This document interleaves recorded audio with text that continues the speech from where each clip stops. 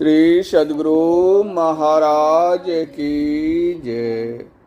महर्षि संत सेवी परमहंस जी महाराज का प्रवचन भक्ति और उसके संयम। इस प्रवचन का प्रथम भाग।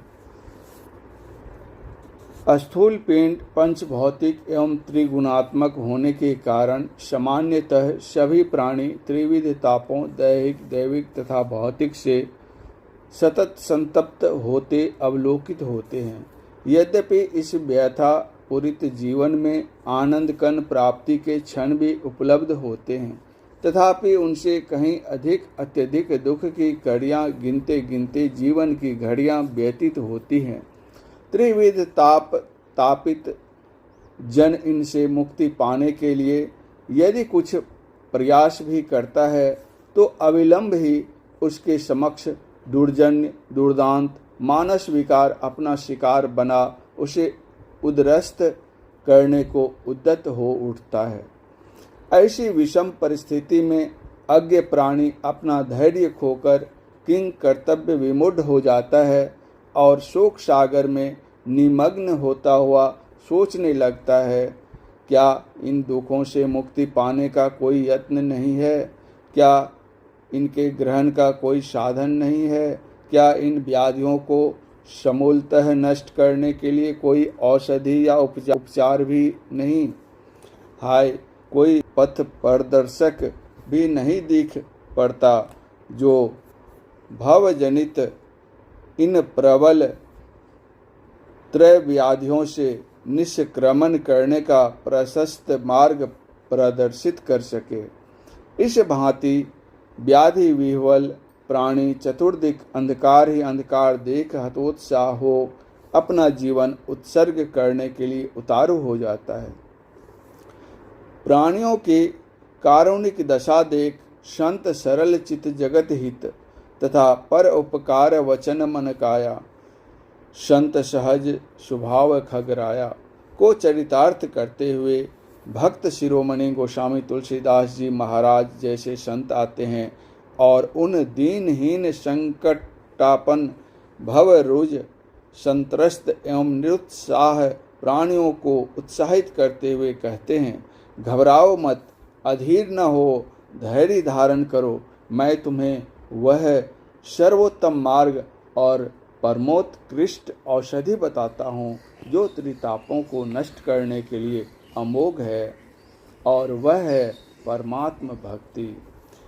प्रबल भव जनित त्रय व्याधि भेषज भक्ति भक्त भैषज द्वैतदर्शी संत भगवंत अंतर निरंतर नहीं किमपि मति विमल कह दास तुलसी। विनय पत्रिका। अतएव परमात्मा पर दृढ़ विश्वास करके उनकी भक्ति करो तो उनकी कृपा से निश्चय ही तुम्हारे सभी रोग समूल नष्ट होंगे। राम कृपा नाशहि सब रोगा जो यही भांति बनई संजोगा। सद्गुरु वैद्य वचन विश्वासा संयम यह न विषय के आशा। रघुपति भगति सजीवन मूरी अनुपान श्राद्धा मति पूरी। यही विधि भले ही सो रोग न साही नाही तजतन कोटि नहीं जाही। रामचरितमानस उत्तरकांड। गोस्वामी तुलसीदास जी महाराज के कहने का तात्पर्य यह है कि भव रोग से ग्रसित जीव सद्गुरु वैद्य से राम भक्ति संजीवनी बूटी प्राप्त करके श्रद्धा युक्त होकर सेवन करेगा और विषयाशक्ति रूप कुपथ्य नहीं करेगा, वैराग्य मुक्त रहेगा, तब वह रोग मुक्त हो जाएगा। विचारणीय है कि यदि कोई व्याधिग्रस्त जन संयम की अवहेलना कर केवल भेषज सेवन करे तो वह उससे लाभान्वित हो नहीं सकता। ठीक इसी भांति यदि कोई भक्त भक्ति मार्ग में निर्देशित संयमों का तिरस्कार करके केवल भक्ति करे तो वह उस लाभ से वंचित रहेगा जो अभिष्ट है। दूसरी बात यह है कि भक्ति मार्ग में भक्ति सिर है तो सदाचार पैर। जैसे सिरहीन व्यक्ति मृतक होता है और पद विहीन जन पंगु, वैसे ही भक्तिहीन जन मृतवत है और संयम विहीन जन पगहीन। पगहीन जन एक डग चलने में भी असमर्थ होता है। उस तरह संयम शून्य भक्त भक्ति मार्ग में एक कदम भी आगे नहीं बढ़ सकता। अतएव भक्ति मार्गी का संयमी होना अत्यंत अपेक्षित है। अंग्रेजी वर्णमाला के क्यू और यू में घनिष्ठ संबंध रहता है। शब्दांतर्गत जहाँ कहीं भी क्यू का प्रयोग होता है वहाँ अनिवार्य रूप से यू रहता है, जैसे क्वार्टर, इंक्वायरी आदि। इस भांति भक्ति के साथ संयम व सदाचार अनिवार्य रूप से रहता है। सदाचार का अतिक्रमण करने वाला कभी भक्त नहीं हो सकता। उससे न तो भक्ति हो सकती है और न वह परमात्म स्वरूप या आत्म स्वरूप का को ही उपलब्ध कर सकता है। कठोपनिषद में सुस्पष्ट कहा है कि जो पाप कर्मों से निवृत्त नहीं हुआ है, जिसकी इंद्रियां शांत नहीं हैं और जिसका चित्त असमाहित या अशांत है, वह इसे आत्मज्ञान द्वारा प्राप्त नहीं कर सकता। नाविर्तो दुश्चरितान् शांतो नाशमाहितः न शांत मानसो वापि प्रज्ञानेन मा पुण्ययात्। कठोपनिषद अध्याय 1 वल्ली 2।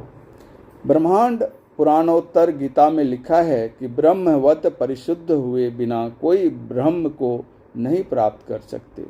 नव छिद्राण विता देहा अश्नुवते जालिकाएव नैव ब्रह्म न शुद्धम स्यात् पुमान ब्रह्म न विन्दति। अध्याय 1। ईश्वर भक्ति और विषयानुरक्ति दोनों एक साथ नहीं हो सकती। यह मन तुला सदृश है।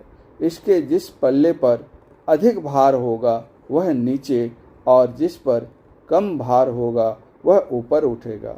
ईश्वर भक्ति का पल्ला वजनदार होगा तो विषय का पल्ला हल्का होकर ऊपर उठेगा, और यदि विषय वासना का पल्ला वजनदार होगा तो ईश्वर भजन का पल्ला हल्का होकर ऊपर उठेगा। आखिर मन तो एक ही है, चाहे इसे जिस ओर लगाएं। कबीर मन तो एक है, भावय तहाँ लगाए, भावय गुरु की भक्ति कर, भावय विषय कमाए।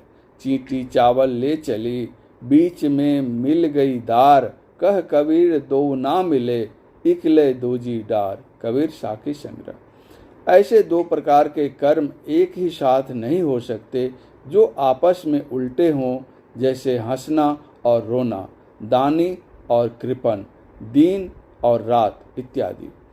दुई की होई एक समय भुआला, हंसब ठठाय फुलायब गाला, दानी कहाऊ अरु कृपनाई, होई की सेम कुशल रोताई। रामचरितमानस। पिया चाहे प्रेम रस, राखा चाहे मान, एक मयान में दो खरग, देखा सुना न कान। जहाँ काम तह नाम नहीं, जहाँ नाम नहीं काम, कह कबीर दो ना मिले, रवि रजनी इकठाम। कबीर साखी संग्रह। काम और नाम इन दोनों के रखने वाले को गोस्वामी तुलसीदास जी ने वंचक भक्त की उपाधि दी है। वंचक भक्त कहाई राम के, किंकर कंचन कोह काम के। रामचरितमानस। संतों की उपयुक्त वाणियों का आशय यह नहीं कि लोग गृह आंगन का वास का त्याग करें, गृह कानन जाए निवास करें, बल्कि गृह माही जो रहे उदासी, कह कबीर मैं तिनके दासी। संत कबीर साहब। जो कोई साधु गृह में माही राम भरपूर, दड़िया कह उस दास की, मैं चरणन की धूर। संत दड़िया साहब मारवाड़ी। गृहस्थ हों या विरक्त, जो जिस आश्रम में रहते हों वे उस आश्रम धर्म का पालन करते हुए संयम संयुक्त होकर ईश्वर भक्ति करें। संयम के अर्थ परहेज, हानिकारक या बुरी वस्तुओं से बचने की क्रिया, रोक, इंद्रिय निग्रह, मनोनिग्रह आदि होते हैं। किसी भी व्यवसाय या व्यवहार में अति का सर्वथा अभाव भक्त के पक्ष में हितकर है। अति सर्वत्र वर्जित। अति का भला न बोलना, अति का भला न चुप, अति का भला न बरसना, अति का भला न धूप। इस प्रवचन का शेष भाग अगले प्रवचन पाठ में। श्री सद्गुरु महाराज की जय।